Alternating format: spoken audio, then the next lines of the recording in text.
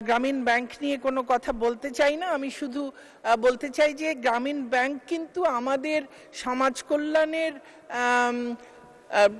লাইসেন্সধারী কোনো প্রতিষ্ঠান নয়। এটি আইন দ্বারা প্রতিষ্ঠিত একটি সরকারের একটি প্রতিষ্ঠান।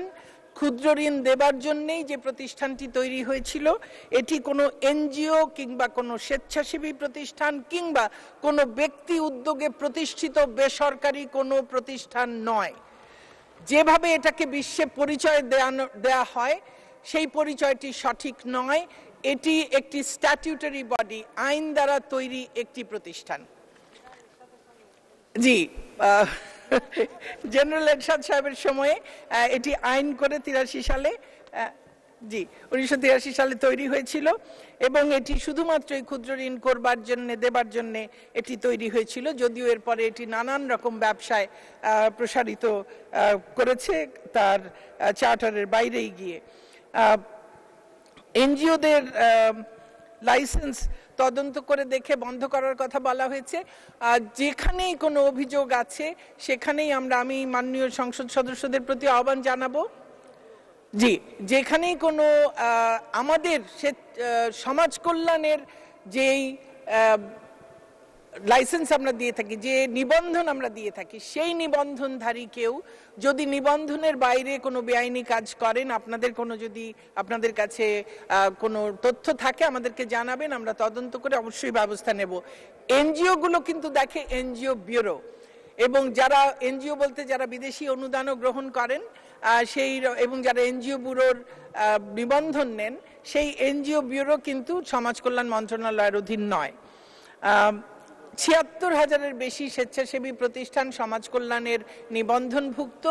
আমরা চেষ্টা করছি, কিন্তু আপনাদের সকলের সহযোগিতা প্রয়োজন, যে কোথায় কোন সমাজ কল্যাণের নিবন্ধন নিয়ে কে বসে কোথায় কোন অন্যায় করছে সেটা আপনারা দেখে আমাদেরকে জানালে আমরা ব্যবস্থা নেব। তবে এই যে পাবলিক মানি যেটাই এনজিওর জন্য আসে বা স্বেচ্ছাসেবী প্রতিষ্ঠানের জন্য আসে, এই পাবলিক মানির স্বচ্ছতা জবাবদিহিতা নিশ্চিত করবার যখনই সরকার কোনো উদ্যোগ নিয়েছে, তখনই বিদেশিদের নিয়ে সরকারের ঘাড়ের উপর চড়াও হওয়া হয়েছে, বলা হয়েছে যে পাবলিক স্পেস এই সোশ্যাল সেক্টরের জন্য কমিয়ে দেওয়া হয়েছে। জনবলের কথা বলা হয়েছে, আসলেই আমাদের জনবল কম। 1984 সালে যেখানে 30 জন উপকারভোগীর কে সেবা দিতেন আমাদের একজন, সেখানে আজকে 2024 সালে 1425 জন উপকারভোগীকে একজন সেবা দিয়ে থাকেন। যদিও অনলাইন হবার কারণে, ডিজিটাইজ হবার কারণে অনেক সহজ হয়েছে, কিন্তু তারপরও আমরা মনে করছি যে আমাদের আসলেই জনবলের কিছু স্বল্পতা রয়েছে।